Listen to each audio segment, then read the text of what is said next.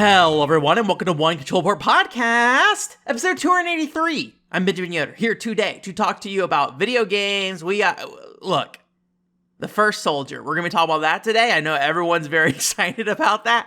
I don't know how people feel about The First Soldier if they aren't, actively engaged in it now. I think most people are just like, that's that game that didn't do well, huh? Now they're shutting it down after a year. I'm like, yep, they are. So let's talk about some First Soldier. We got a WiiWare game we're going to talk about. And then there's also quite a few news stories, actually. We got a couple of updates on some physical releases. And then return of one kind of game that I've always wanted to check out in the Elevator Action series. I'm sure you probably know what it is if you know anything about the Elevator Action series. And then also we got maybe some ghost trick tickling, Ace Attorney people thing. Very exciting. Anyways, welcome. First Soldier. We're going to talk about The First Soldier first and foremost. So, if you weren't here around when I was playing The First Soldier initially, this is that Final Fantasy Battle Royale game. And to kind of just sum up my initial feelings of that game really is I played it for about 3 months around the launch time, and it had tons and tons of technical issues, but I really adored the game itself because it's a Battle Royale game that really focuses on variety, and it has a variety of paths to win, essentially, which is something that I feel like most Battle Royale games struggle with, where the path to win often comes down to the most aggressive path all the time. In the case of First Soldier, though, I think a lot of times it comes down to just making sure you're doing the right thing. That can be leveling up monsters, that can be doing quests, although I feel like the quest system in general is maybe one of the weaker links, and honestly, I think there's a lot of things they could have changed to improve it, but as far as I can tell today, it's still the same as when it was launched, basically. And then also, you could do that PvP aspect, and there's also bots going around, but I don't like the bot aspect of the game. That's probably my least favorite thing about it. But anyways, I really adored that aspect of the game. I think it really worked really well with the battle pass, which really encouraged you to play with those different styles and kind of realize what the benefits of each approach was. But ultimately at the end of the game, you still have to fight the other team, kind of thing. So I really liked it a lot, and I the main reason I stopped was just because I don't really stick around with live games very often. And even though they added new content, I have a really hard time getting back into live games because most of the time, the changes that are made patch by patch are not enough to get me excited about a game. And so I need a long break from a game. And even then, I've gone back to Apex a couple times, and I'm just like, yeah, it's different, but it's not different enough for me. So, if I came back to First Soldier today without the context of it shutting down, I'm not necessarily sure how I'd feel either, to be honest. But I did have a lot of fun, though. I did play for about 8 hours, a very long period of time. It's kind of in that realm of Smash Brothers for me, where if you just leave me in a room with a copy of Smash Brothers with nothing else to do, I will burn that entire time playing Smash Brothers. And playing Battle Royale games are very much that way for me, where if I'm just sitting here and I have nothing to do otherwise, I'm just gonna keep going and just keep going, and I will never stop. So, but yeah, so I went and started playing that this weekend, and I really enjoyed my time coming back to it. Not only because there's the new map, and the new map I think is pretty okay. It definitely feels a little budget. They've kind of reused some assets from the previous map, but it feels a lot it's a good diverse map because it's more of a city map rather than some big wasteland kind of map thing.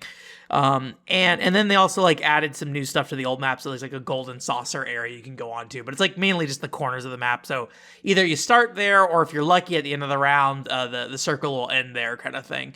And so those were kind of the big visual changes, but the thing I really liked the most was playing as one of the new classes, which is the Trickster. Since I last played, they added 3 classes: Dragoon, Trickster, and Machinist. And I never really liked Dragoon that much. Basically, if you played Final Fantasy, you know what's going on with Dragoon, right? They're going to jump, they're going to stab down from the sky. It's a cool class, I will say.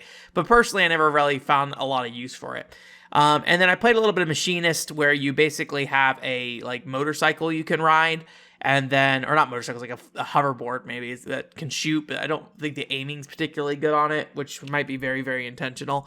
But their big thing seems to be they have little flying around orbs that fly around them. They can either shoot, heal, or basically self-destruct kind of thing.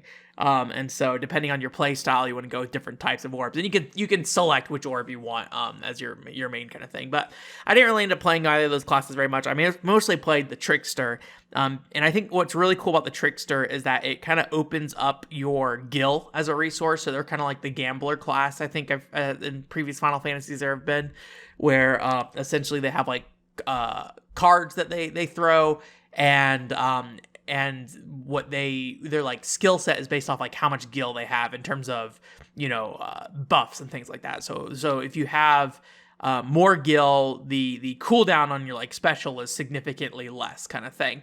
And they also get like critical hit bonuses and things like that from having more gil. So there's kind of this interesting trade-off where you have to decide, do I want to keep the buff that gives me the lower cooldown and 20% critical hit, or do I want to spend money to upgrade these guns or spend money to upgrade these materia, things like that. Obviously you can find that stuff in the world too, but sometimes you're kind of faced with that question, right? And then they have different traits you can equip that basically can say, okay, you want to get more MP when you use it, like your ability, or do you want to get more gil when you kill enemies and things like that. So it's like they really, I think, do a good job of making sure this class utilizes every resource that is available, basically. And so it's like a neat kind of like trade-off that you end up playing with it. But my favorite thing about the class is the decoy feature, which essentially is, a little like version of you that you throw out into the environment, which I think is like a cool idea in general, but it's not something I ever really utilize much, because often in a game like, say, Apex, you have a character like Mirage, right? And Mirage, when he throws his decoys out, it's almost like a mind game that you have to play with it, right? Where you have to kind of trick the other player into figuring out, or to understanding that character is like a real character, so they shoot at it and make it, apparent that it's not, it's not a decoy, and then so you can kind of get a beat on where they're actually located. And initially I was kind of worried, because I was worried that was what it was going to be, but it's actually kind of weird. It's like it's a decoy, but it's also like a mini turret, and the turret is customizable because it matches your equipment. So if you have different types of guns on, they will shoot, depending on whatever gun you have equipped, that's the type of gun they're going to shoot. So you can equip sniper rifles to them, although I say sniper rifles probably the least effective, because it is just like body shots essentially, and they already have reduced damage as is. So it's more of a way to harass people from afar. But you can, kind of pick and choose what weapon you want them to have. And then when you drop them down, they'll have that weapon. So you can have like a shotgun and drop them in the middle of people, or you can put a machine gun and like flank somebody with them and things like that. So there's a lot of different things you can do. And sometimes it's just good because it will go ahead and target people automatically. So you can kind of use it just to kind of figure out where people are and things like that. And it's actually, because the bullets it shoots actually does damage. So, like, I think that's really interesting because it makes it like a turret as well in some ways. Now, they can shoot it and get rid of it. So it's like, if you just drop a decoy by itself, it's usually not going to be, that helpful. But if somebody's like hiding behind cover or something like that, you can throw the decoy behind cover, and you can basically, shoot them a bit from behind. And if they're calm about it, they usually can deal with it pretty easily. The turret doesn't like lead its shot, or the decoy doesn't like lead its shots or anything like that. So you can kind of like move back and forth and dodge most of its shots. And if you shoot it just a handful of times, it will die. So it's definitely easy to deal with as an opponent kind of thing, but it is one of the things that just kind of throws an extra chaotic element into combat, and especially if people are busy fighting, it becomes like really challenging to pick out who is who and who's a decoy and who's what. Although it is a problem, I'm playing with a friend, and my friend said that the decoy is not marked ever. So he has to basically figure out that it is my decoy, not another player playing, that he's going to shoot. Because it looks like it's just like any other enemy, basically, is what it looks like to him. So I will like drop decoys around, and he'll like turn around and like start shooting it or something. It's pretty funny. But I just really enjoyed that aspect of it. I just felt like it's a class that really took in consideration a lot of aspects of that game. And I think it's maybe embodies, I think, what I liked so much about First Soldier as a whole, of just like, it's a very flexible class in a lot of different ways. Now you can make the class like not decoy focused. You can make it more about like, recovery, so you can like basically split your HP in half and like leave a card behind and things like that. So you can make the trickster be, you know, some other class, and there are abilities you can get that let you like, you know, get more MP instead through something, so you could make it more of a magic focus class. But I definitely like focusing on that decoy and keeping the decoy cooldown like as low as possible, because the decoy cooldown is not that high as is, to be honest, and I definitely had a couple matches where like I could throw it out maybe like every 30 to 45 seconds, which is pretty, I feel like it's a pretty significant amount actually, but because of the fact that it is fairly easy to dodge and it's so easy to kill, I think it makes I think it's really well balanced in that regard. So anyways, I'm really enjoying that game. The only real problem we ran into was the player base, at least in North America, is pretty rough right now. We did not find many people to play against, and so that means you get into a game and it's all bots, and those games are not particularly fun. Usually you'll get at least one other team. So basically you play the entire round, and then there's like one other team here and there, and you kind of have your final showdown. But playing the Japanese servers around like 1 in the morning, unfortunately, really is where things start to kick in. We did it on a Saturday too, I guess it should work. So 1 in the morning Pacific time. Japan time, it was like sometime in the afternoon, like 5 o'clock. So I don't know, maybe the only way to really play that game at this point is to play like super, super late at night. But I do definitely want to play more. I've been thinking about it a lot, and I want to go back to it sooner rather than later. So it's a busy month for me, unfortunately. So it might be hard to get a lot of time into it. But considering it's shutting down, I think early January, it's going to definitely be a focus of mine alongside Babylon's Fall, I think. So, and Babylon's Fall, I've made good progress on. I think I'm about a little over halfway through that game at this point. So, yeah, First Soldier, fun. I think I do want to do I'm split. I kind of want to do like a First Soldier video. I don't think a First Soldier video on its own would probably get that much traction. I thought about I've always wanted to talk about other Final Fantasy shooters as well. You know, obviously Dirge of Cerberus is really the only big one, but there's a lot of things to talk about with Dirge of Cerberus, and there's also the Prompto mode in Final Fantasy 15 where you can use guns as well. So part of me is like, maybe I should contextualize it more as like a Final Fantasy shooter video, because I do love me some Final Fantasy shooters. So maybe something along those lines, but I don't know. We'll see. I just kind of started thinking about it because I do think it's worth talking about the game, and I think I'm somebody who can, you know, probably put something together fairly decent about the game. But yeah, I think the big question is going to be, how much do I involve other Final Fantasy shooters? How much do I talk about them? How do I talk about them, right? I've always wanted to talk about the Dirge of Cerberus multiplayer mode and what that thing is. So, but, you know, is that a video on its own? Is that something that's mixed into this video? I don't know. So I just got to think more about it. And unfortunately, this month is probably not the time for me to think about it. So I'll just keep enjoying playing First Soldier for now. So anyways, we have another shooter to talk about, although it is of the on-rails variety instead. Eco Shooter Plant 530, which is a WiiWare shooter from Intelligent Systems, actually. They worked on this thing. I was kind of curious, and I did a little research into why this thing even exists in the first place. And Tanaba, who like works with the Retro Studios team and things like that, he was talking about like basically wanting to make a follow-up to Link's Crossbow Training. But it's kind of funny because it came out like 2 years after Link's Crossbow Training came out, so I don't know like what market they were trying to follow up on there at that point. But it's a neat little kind of WiiWare only on-rail shooter that is very Nintendo in the sense that they really wanted it to be like a non-violent shooter again. So they took the approach of basically having it where the player shoots cans. And if you know Nintendo history, there's like the game, and I think it's like Hogan's Alley or something like that, where you can shoot cans and like kind of bounce them around and get a higher score based off how many times you shoot the cans in the air. This game kind of is based on that concept, although it doesn't really, like, you can't sit there and just keep shooting a can and shooting it into the air. It's basically you shoot a can until it's dead, quote dead, I guess, and then it will usually pop up in the air, and then you shoot it again in the air, and then you get bonus points for shooting in the air again, basically. But otherwise, it more or less just kind of works like a typical on-rail shooter for the most part. You just kind of sit there, shoot all these enemies that are all cans because it's like a recycling-based game, and you have to actually, one thing that is actually unique about this game is you have to like absorb your ammo back. So when you shoot the cans and blow them up, they drop like energy, and depending on how much of a score you get when you shoot those cans, or how much of a combo you get, the amount of energy you get back is actually bigger, essentially. So you basically shoot these cans in the air. Once they're shot in the air, you get a bigger score, which makes bigger ammo, which then you can basically absorb back into yourself using a vacuum cleaner, essentially. So it's an interesting idea, and it is all kind of wrapped up in this idea of recycling in a very fun way. And I appreciate it on paper for sure. But I feel like the execution of the game is pretty lacking.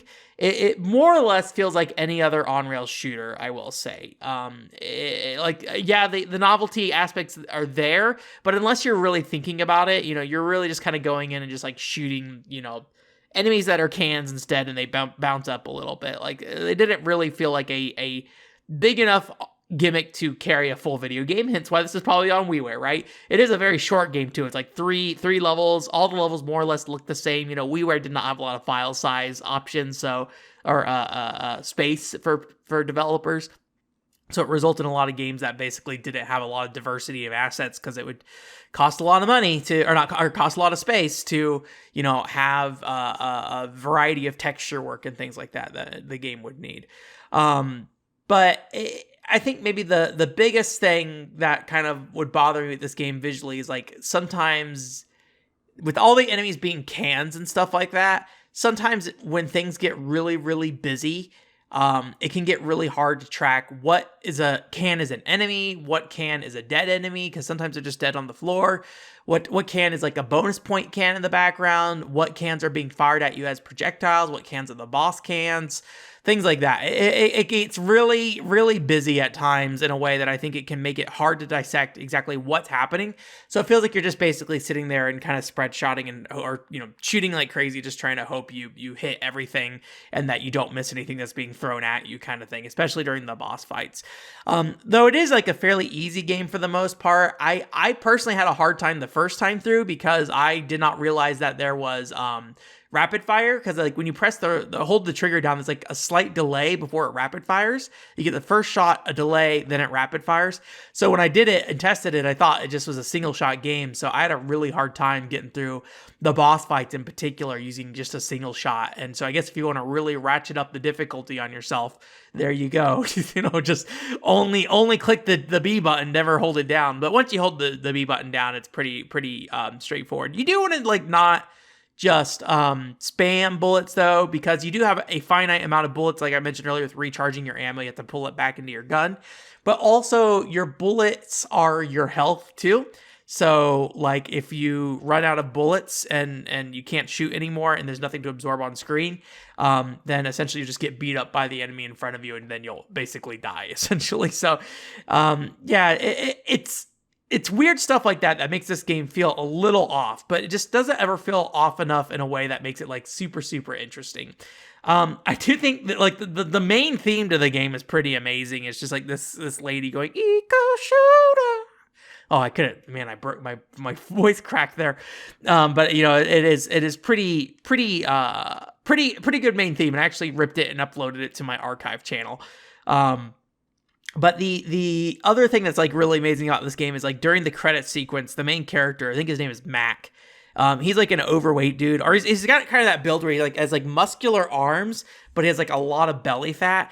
And he's like the whole credit sequence is him like walking toward the screen.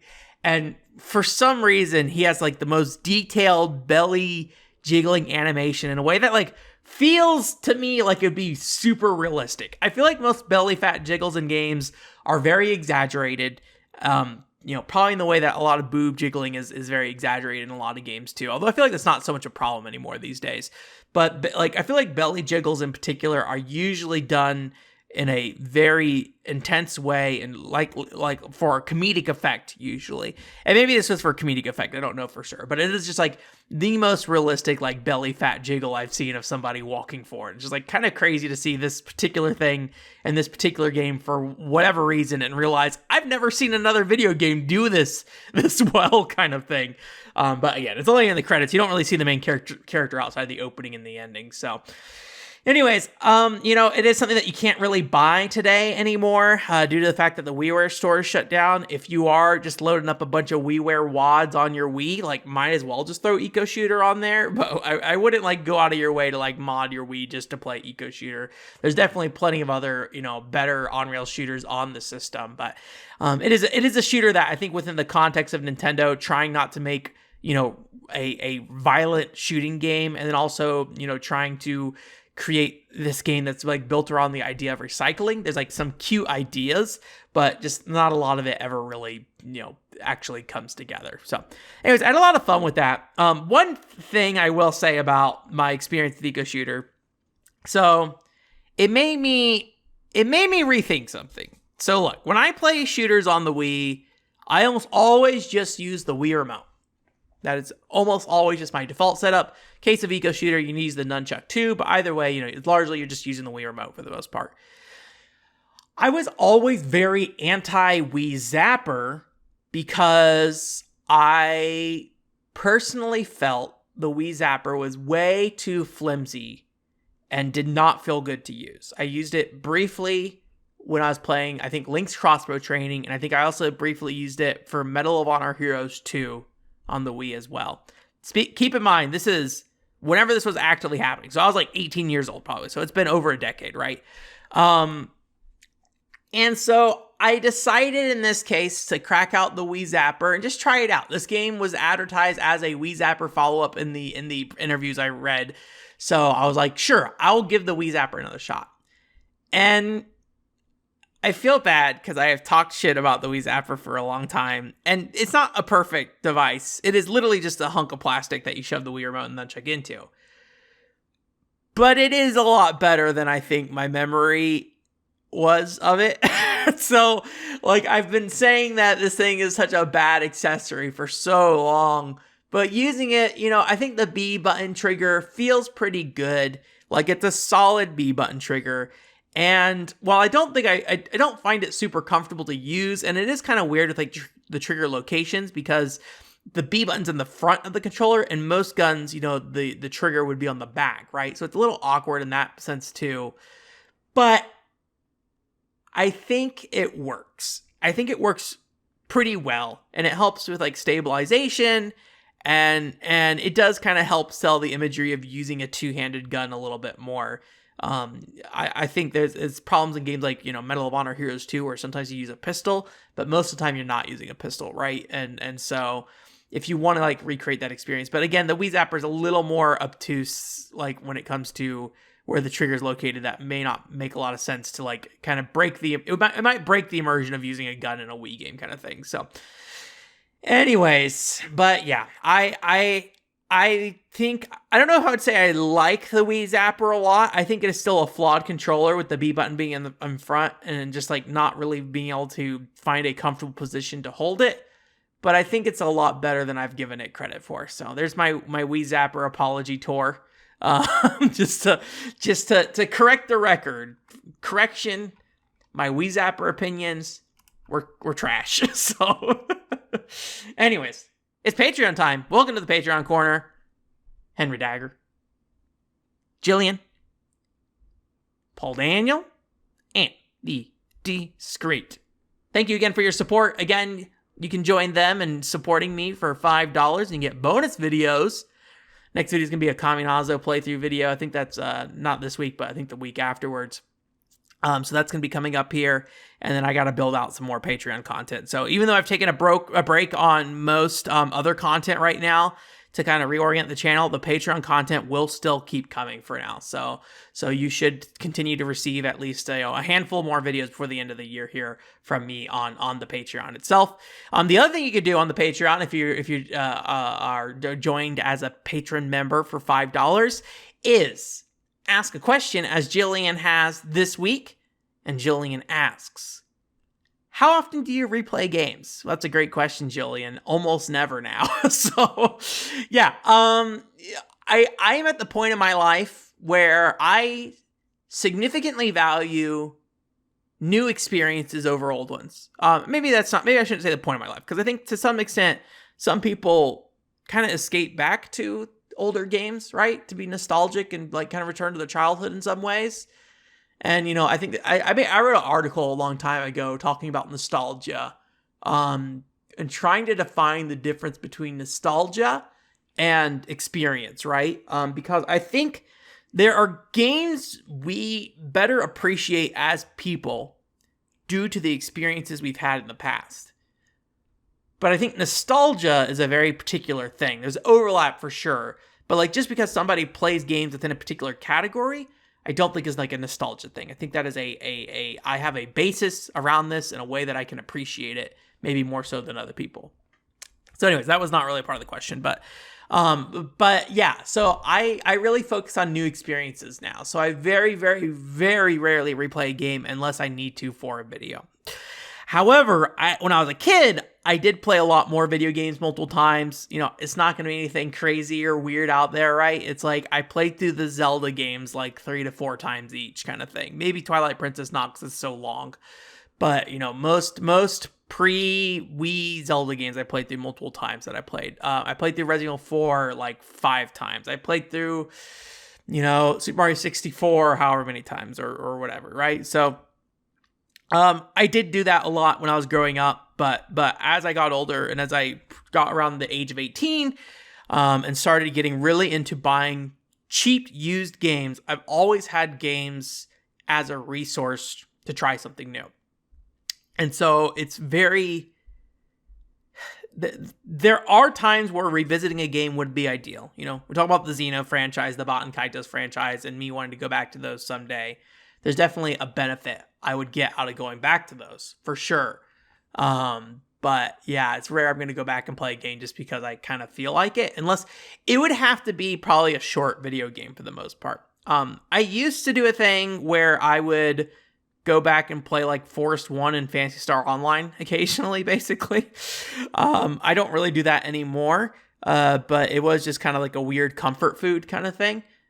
Which I don't think I have done recently, and I don't know if that would necessarily be what I'd do if I was looking for comfort. I think one nice change this year in particular for me is moving away from the scripted, or maybe not scripted, the like kind of the casual reviews, right? If you were around during the casual reviews, moving away from those, I think has freed me up to feel a lot better about playing different games without too much trouble. Because a big concern I kept having was like, if I play through this game, I'm going to want to do a casual review. That's going to take a bunch of time.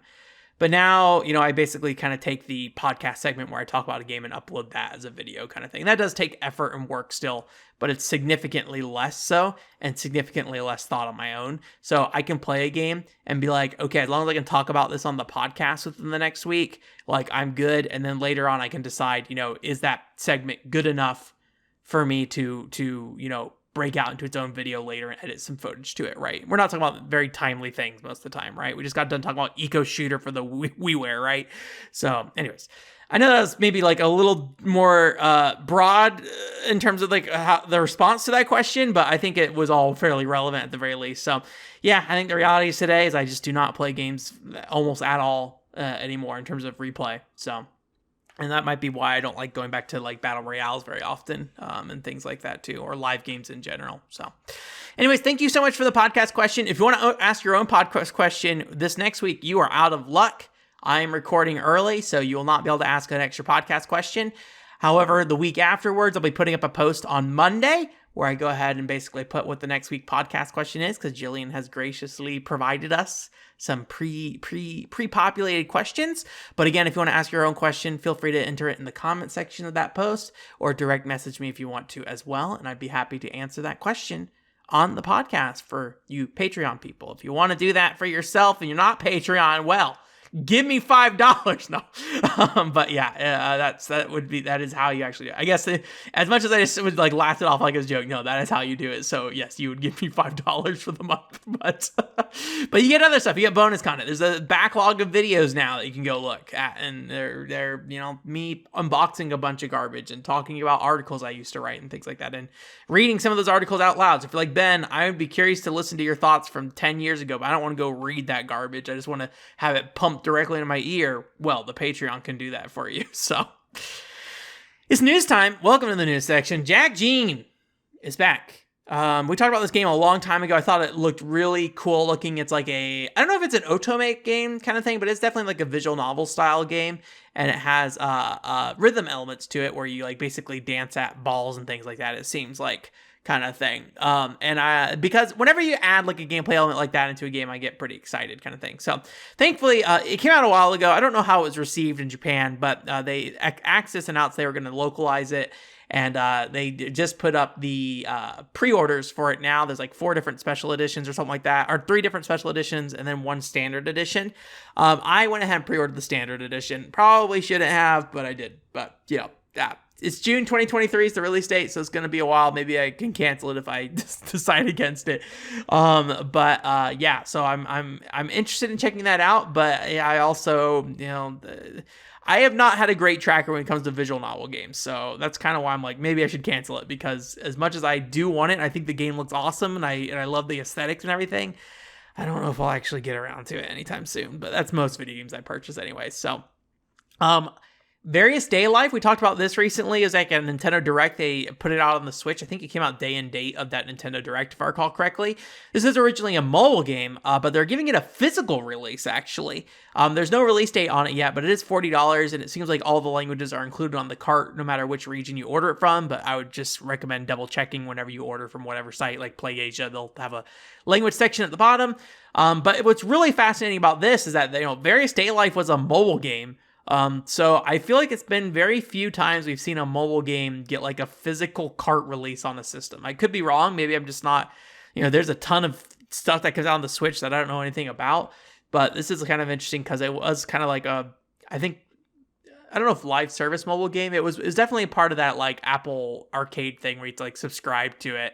Things like that. So just fascinating to see that get a physical release. I'm kind of interested, but at the same time, I looked at some gameplay recently and was like, I don't know how much I care about this. It's like an auto RPG, which I think auto RPGs can be interesting. I love the Ice Climber RPG on the PlayStation, right? But it is something that I have to be in the mood for, I think, because it is just like sitting there and watching combat kind of thing. Like you're not actively engaged, I believe, in the case of what I saw at Various Day Life. It's been a little while. I watched that during like the Nintendo Direct, last Nintendo Direct. So it has been a couple months, I think. So maybe I'm wrong, but that was my memory of it. So Ghost Trick, if you didn't know, I really like Ghost Trick on the Nintendo DS. If you don't know what Ghost Trick is, it's the Ace Attorney people. People worked on Phoenix Wright. They finally worked on a new IP after putting out like 30 billion Ace Attorney games and then porting them all to the Nintendo DS, and then making new Nintendo DS ones. And so Ghost Trick, I think it was like a 2010 title, and it actually got ported to iOS, I think, at some point as well. But it's like a really cool, I don't know if it's like, it is definitely like kind of point and click adventure-ish, but you're like a ghost who goes around and possesses stuff and solves puzzles in a room and creates like a sequence of events to happen to basically control what people are doing and things like that. And I really loved it, and I really loved the story, the characters, the look of the game, the animation, the gameplay. It was all great, and I can't remember if I have a review of it online. I do know that was like one of the first games I tested out doing like a verbal review for, but I cannot find the audio file for it. So whatever happened to that file is now long gone.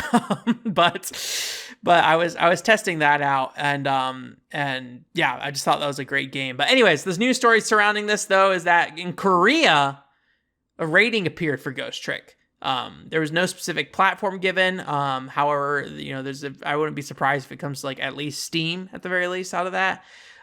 So hopefully that game gets a comeback, because as far as I'm aware, there's only the DS version and the old iOS version. I don't know if that iOS version even runs anymore. I mean, this is like probably like early 2010s when that game came out on iOS. So So I'd love to see that game come back. I will not play it myself, but I'm sure many other people will. And I'm sure running in HD, it will probably look pretty dang good. Because if I recall correctly, a lot of the assets in that game were like simple shaded polygons. And I think that stuff scales up super well. Go look at a Mega Pseudo 2096 and that running in an emulator. That looks really dang good because of the simple shading rather than having like actual texture work on things. So. And the last news story here is about a game that I've always wanted to play and never have gotten to just because there hasn't been a lot of avenues to try it. So maybe this will finally get me to play it. And that is Elevator Action Returns S Tribute.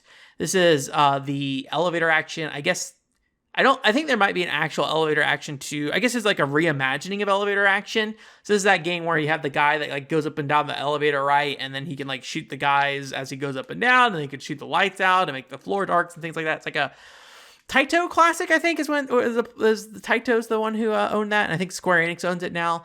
But during the 90s, they had something called Elevator Action Returns, which starts off that way, but then kind of blows up into a more fully featured, action-packed, very visually explosive game in a way that's really cool. It's got very anime-looking protagonists, so it looks great, and I think it was on the PlayStation 2 as well because they ported it over in like a Taito collection.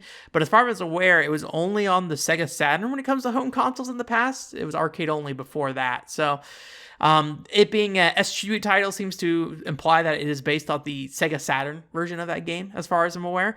And it's coming to PC and console. I don't see a price that they listed for it, but it is going to come out on December 1st, it looks like. So I may pick that up. It's a short game, and I always wanted to try it. So, it'd be something that'd be easy enough to just plop, $10 down for and just go through in like, a couple hours, if even that, depending on how hard it is. And just get through it. So I'm really looking forward to that. I don't know if they're going to do like a physical thing, but given how short that game is, maybe not. But at the same time, I feel like the people who are into like limited run games, classic game collecting probably would enjoy a Elevator Action physical copy. But personally, I would not wait 1 year for a physical copy of Elevator Action Returns. So yeah. Anyways, that's it for this week. Thanks for coming. OneControlBoard.com is the website. So for next week, the podcast is going to be one of those in-between podcasts again. I am out of town. I'm going to KomoriCon. I have my panel on Sunday at 11 in the morning for that. So if you are at KomoriCon for any reason, feel free to come by and check that out. It's like panel room 5, I think is when it is. It's going to be about an hour. And again, it is about collecting retro games on a budget and staying positive while you're doing it, kind of thing, which I have a video about that I've done before, but this is 45 minutes, so I can kind of go a bit deeper into my explanation of things and things like that, right? So that is going to be happening. And then also after that, the week after, I'm going to be doing a panel at Sin City Anime. I don't think I can say the time yet, but I believe it's also on Sunday. And that's going to be about buying doujin goods online from Japanese sellers. So how to mostly do direct purchasing is what I would cover. Because there is like secondhand purchasing you can do, but I personally think direct purchasing is what I really want to focus on for that. So anyway, so both of those panels are coming up here, and then those are going to go up on the YouTube channel, probably at not any particular interval, maybe like 1 week apart from each other at the very least. But they'll both go up. They'll both get up on the YouTube at some point there, though. Assuming that the recording turns out fine. That's the big thing. If the recording doesn't turn out, then, well, rest in peace. Maybe I'll record, a version of that panel at home for you guys or something instead. But I'd rather just do the panel and upload that. So yeah. Otherwise, for streaming this week, we'll also be moving up a day early because I'll be flying on Thursday. So if you want to come finish up Napple Tale with us, that will be on Wednesday at 7 p.m. Pacific time. We probably will do the casual review or the community review, assuming there are enough people there. And then after that, there's probably gonna be extra time. I haven't decided what we're gonna do, but I might just feel it out when we get there. I think going forward, the stream's gonna be more about just kind of feeling out how we feel every stream kind of thing. Obviously, I'll have some plans, but not like being so strict about it. So we'll see. But yeah, we'll spend like an hour or something doing something else at the very least, probably. Assuming the game is pretty quick to get through and finish up. So otherwise, though, thank you guys so much for listening. OneControlBoard.com is the website. And I hope you guys have a great week. Bye.